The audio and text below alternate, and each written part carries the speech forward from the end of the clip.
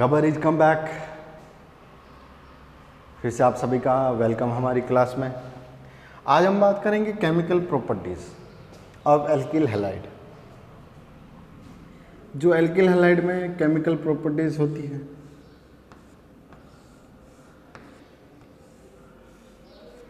सबसे पहले जो केमिकल प्रॉपर्टीज होती है न्यूक्लियोफिलिक,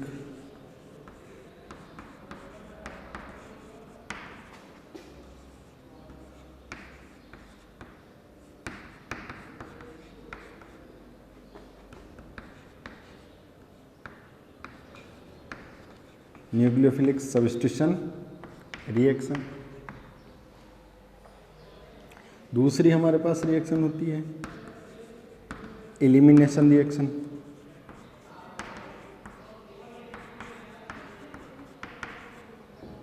तीसरी हमारे पास होती है रिएक्शन विद मेटल,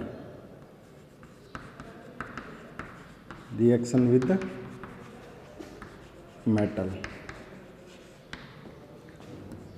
फोर्थ होती है रिडक्शन।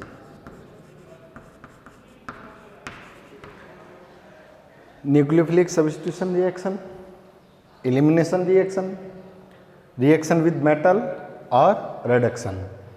नाभिक सनी प्रतिस्थापन अभिक्रियाएं, विलोपन अभिक्रियाएं और धातुओं के साथ क्रियाएं। और लास्ट हमारे पास आता है फोर्थ रिडक्शन अपचयन। सबसे पहले हम बात करेंगे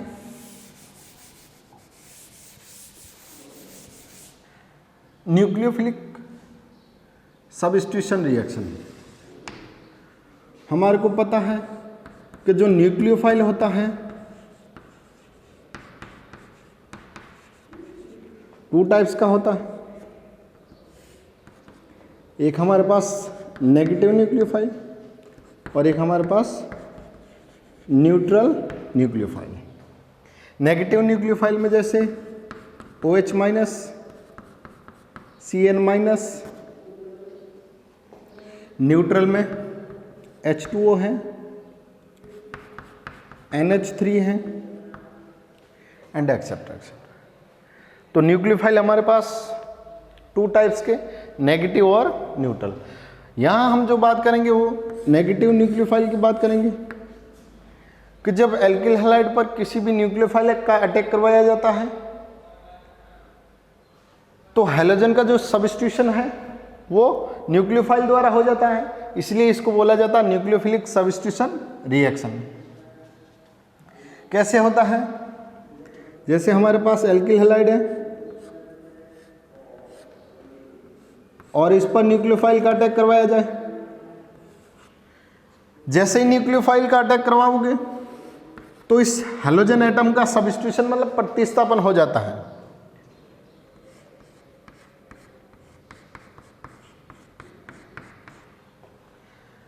तो जब किसी एल्किल हैलाइड पर न्यूक्लियोफाइल का अटैक करवाया जाता है तो हैलोजन का न्यूक्लियोफाइल द्वारा सब्स्टिट्यूशन प्रतिस्थापन हो जाता है। यही अभिक्रिया न्यूक्लियोफाइल सब्स्टिट्यूशन रिएक्शन कहलाती है। कुछ एग्जांपल लेके देखते हैं। जैसे न्यूक्लियोफाइल का अटैक करवाते हैं एल्किल हैलाइड पर, RX, इस पर कुछ न्यूक्लियोफाइल का अटैक करवाते हैं जैसे KCN, K+CN-। KCN का अटैक कराओगे तो CN- है वो न्यूक्लियोफाइल की तरह कार्य करेगा और ये किस पर अटैक करेगा? एल्किल समूह पर। तो बनने वाला RCN प्लस का KX। जैसे रिएक्शन करवाई जाए AgCN के साथ Ag+CN-, तो बनने वाला प्रोडक्ट RNC प्लस का AgX। बात आती है कि जब एल्किल हैलाइड की रिएक्शन पोटेशियम साइनाइड के साथ करवाई तो एल्किल साइनाइड का निर्माण हुआ, एल्किल साइनाइड का फॉर्मेशन हुआ। लेकिन जब सिल्वर साइनाइड के साथ रिएक्शन करवाई तो एल्किल आइसोसाइनाइड का निर्माण हुआ, एल्किल आइसोसाइनाइड का निर्माण। ठीक उसी प्रकार KOH के साथ करवाई जाए एक्वस फॉर्म में, जलीय माध्यम में, तो हमारे पास अल्कोहल का निर्माण होता है, फॉर्मेशन ऑफ अल्कोहल। जैसे पोटेशियम हाइड्रोजन सल्फाइड के साथ करवाई जाए KSH के साथ, तो थायोल का निर्माण होता है, RSH प्लस का KX, इसको बोलते हैं हम थायोल।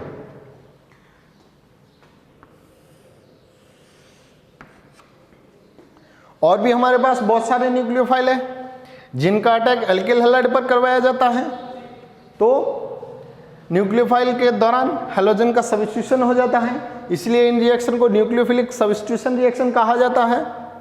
जैसे और KNO2,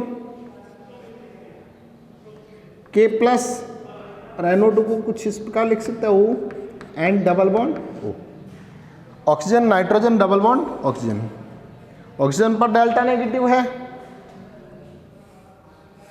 यही रिएक्शन यदि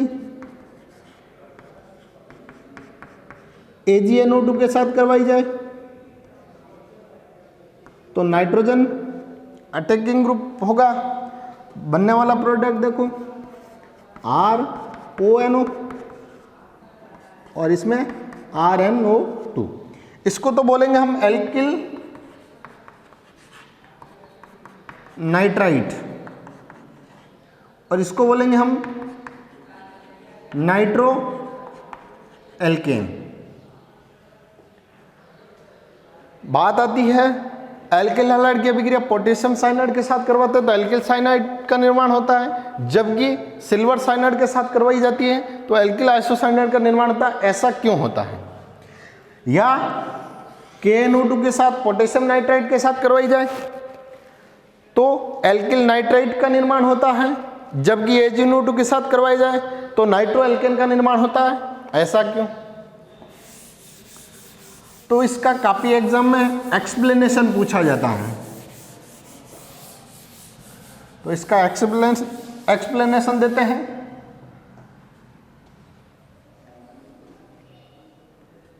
for example CH3 CH2 CH2 Br,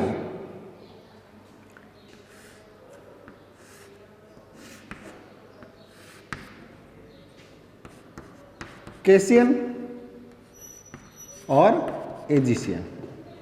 KCN के साथ कराओगे बनने वाला CH3 CH2 CH2 CN और इसमें बनने वाला product CH3 CH2 CH2 NC, इसको तो बोलेंगे प्रोपिल साइनाइड, प्रोपिल साइनाइड।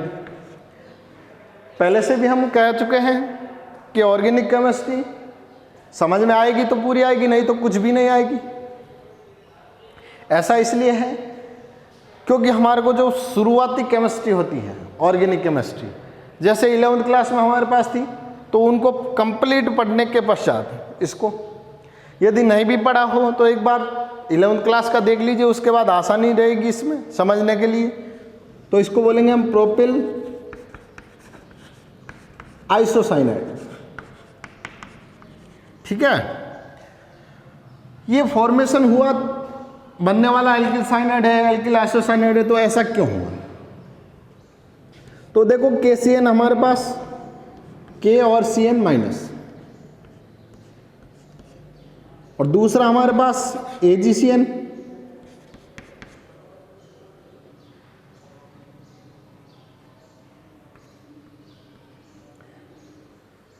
तो यहां से ये जैसे ही बॉन्ड टूटेगा, कार्बन के पास लोन पेयर चार्ज नेगेटिव, तो ये कार्बन एटम अपना नेगेटिव चार्ज तुरंत प्रभाव से हटाना चाहेगा, तो ये कार्बन अटैक करेगा इस कार्बन एटम पर और यहां से रिमूव क्या होगा, ब्रोमीन, बनने वाला प्रोडक्ट प्रोपिल साइनाइड।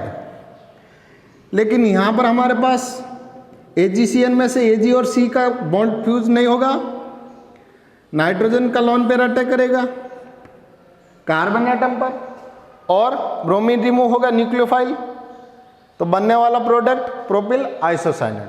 ऐसा इसलिए होता है क्योंकि इन दोनों की इलेक्ट्रोनेगेटिविटी, कार्बन और पोटेशियम की इलेक्ट्रोनेगेटिविटी का जो डिफरेंस है, अंतर, वो क्या है, कम है, और इनमें इलेक्ट्रोनेगेटिविटी का अंतर क्या है, अधिक नहीं। इसमें जो इलेक्ट्रोनेगेटिविटी का अंतर है वो क्या है, अधिक, और इसमें इलेक्ट्रोनेगेटिविटी का अंतर क्या है, कम। ठीक है, जितना इलेक्ट्रोनेगेटिविटी का अंतर कम होगा उतने ही इसमें कोवेलेंट प्रॉपर्टीज पाई जाएगी, सहसंयोजक गुण, सहसंयोजक गुण। और जितना इलेक्ट्रोनेगेटिविटी का डिफरेंस ज्यादा होगा उतने इसमें आयनिक कैरेक्टर होंगे, आयनिक गुण। तो हम ये कह सकते हैं, सिंपल सा एक्सप्लेनेशन दे सकते हैं, प्रोपिल ब्रोमाइड की अभिक्रिया केसीएन के साथ करवाई जाती है तो प्रोपिल साइनाइड का निर्माण होता है, क्योंकि इसमें आयनिक कैरेक्टर होता है और इसमें कोवेलेंट प्रॉपर्टीज आ जाती हैं, और इलेक्ट्रोनेगेटिविटी का अंतर भी क्या होता है, कम। और भी थोड़ा सा अच्छे से एक्सप्लेनेशन देना हो तो हम ये कह सकते हैं, एक हमारे पास पढ़ा होगा 11वीं क्लास में, ध्रुवणता, ध्रुवणता, पोलराइल। तो ध्रुवणता का जो हमारे पास एक्सप्लेनेशन दिया जाता है वो किसके नियमानुसार दिया जाता है, फायांस के नियमानुसार। किसके नियमानुसार, फायांस के नियमानुसार। तो सबसे बेस्ट एक्सप्लेनेशन देना हो तो ध्रुवणता जितना अधिक होगा उतना ही वो आयनिक कैरेक्टर रिप्रेजेंट करेगा, और जितना पोलराइजेशन कम होगा उतना ही वो कोवेलेंट प्रॉपर्टीज रिप्रेजेंट करेगा। तो यही कारण है कि जब प्रोपिल ब्रोमाइड की अभिक्रिया AgCN के साथ करवाई जाती है तो प्रोपिल आइसोसाइनाइड का निर्माण होता है, लेकिन इसमें प्रोपिल साइनाइड का निर्माण होता है। ऐसा कैसा किसमें होता है, KNO2 और AgNO2 में। पोटेशियम नाइट्राइट और सिल्वर नाइट्राइट। अब देखें KNO2 का आक्रमण करवाया जाए, potassium oxygen, nitrogen double bond oxygen, silver oxygen, nitrogen double bond oxygen. यहां हमारे पास इलेक्ट्रोनेगेटिव डिफरेंस कम होगा तो हम ये कह सकते हैं कि इस पर जो लोन पेयर होगा वो अटैक करेगा कार्बन एटम पर और रिमूव क्या होगा, Br। इसमें जो हमारे पास इलेक्ट्रोनेगेटिव डिफरेंस ज़्यादा है तो पोटेशियम पर डेल्टा पॉजिटिव और ऑक्सीजन पर डेल्टा नेगेटिव। तो जैसे नेगेटिव चार्ज आएगा तो ये अटैक किस पर करेगा, कार्बन एटम पर, और रिमूव क्या होगा, हैलाइड समूह। तो बनने वाला प्रोडक्ट हमारे पास इसमें क्या हो जाएगा, ON डबल बॉन्ड, और इसमें क्या बन जाएगा, NO2। तो दोनों का नाम भी चेंज हो जाएगा। क्या नाम होगा इन दोनों का, इसका नाम हो जाएगा प्रोपिल नाइट्राइट, प्रोपिल नाइट्राइट, और इसको हम बोलेंगे नाइट्रो प्रोपेन। कभी कभी हमारे को यह भी पूछा जाता है कि जब एल्किल हैलाइड की अभिक्रिया सोडियम एल्कोक्साइड के साथ करवाई जाती है तो क्या होता है,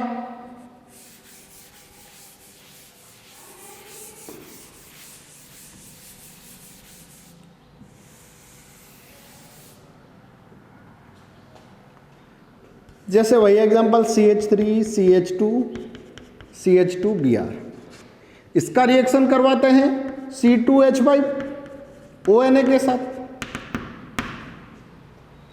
सोडियम एथॉक्साइड के साथ।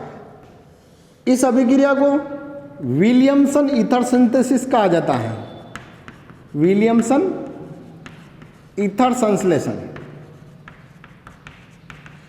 ठीक है, तो जैसे ही हम सोडियम एथॉक्साइड का आक्रमण करवाएंगे तो सोडियम पर डेल्टा कैसा होगा, पॉजिटिव, ऑक्सीजन पर डेल्टा नेगेटिव। तो ये हमारे पास किसकी तरह कार्य करेगा, न्यूक्लियोफाइल की तरह, और न्यूक्लियोफाइल के साथ साथ ये एक स्ट्रॉन्ग बेस भी है। क्या है? स्ट्रॉन्ग बेस भी। किसी भी न्यूक्लियोफाइल की स्टेबिलिटी को देखना हो तो उसका हमेशा कॉन्जुगेट एसिड देखा जाता है। जितना कॉन्जुगेट एसिड स्ट्रॉन्ग होगा उतना ही न्यूक्लियोफाइल स्ट्रॉन्ग होगा। जैसे सिंपल सा CH3CO- और OH-, इन दोनों में से पूछा जाए कि अधिक स्ट्रॉन्ग न्यूक्लियोफाइल कौन सा है, तो ऑब्वियसली OH का कॉन्जुगेट एसिड क्या होता है? H2O, और एसीटेट का कॉन्जुगेट एसिड क्या होता है? Acetic acid. अपने को पता है कि एसिटिक एसिड थोड़ा सा स्ट्रॉन्ग एसिड है, किसकी बजाय? वाटर की बजाय। तो हमारे पास स्ट्रॉन्ग न्यूक्लियोफाइल कौन सा हुआ? एसीटेट। तो ये हमारे पास विलियमसन ईथर संश्लेषण के आधार पर जब एल्किल हैलाइड की रिएक्शन सोडियम एल्कोक्साइड के साथ करवाई जाती है तो ईथर का फॉर्मेशन होता है CH3 CH2 CH2O C2H5 plus का NaBr। क्या नाम हो गया इसका? Ethyl propyl ether, ethyl propyl ether. ये तो हमारे पास है न्यूक्लियोफिलिक सब्स्टिट्यूशन रिएक्शन, जिसके अकॉर्डिंग हमने कहा कि भाई कुछ न्यूक्लियोफाइल होते हैं जिनका अटैक एल्किल हैलाइड पर करवाया जाता है और रिएक्शन कंप्लीट करवाई जाती है। अगली क्लास में हम बात करेंगे न्यूक्लियोफिलिक सब्स्टिट्यूशन रिएक्शन के टाइप्स। तो न्यूक्लियोफिलिक सब्स्टिट्यूशन रिएक्शन 2 टाइप्स की होगी।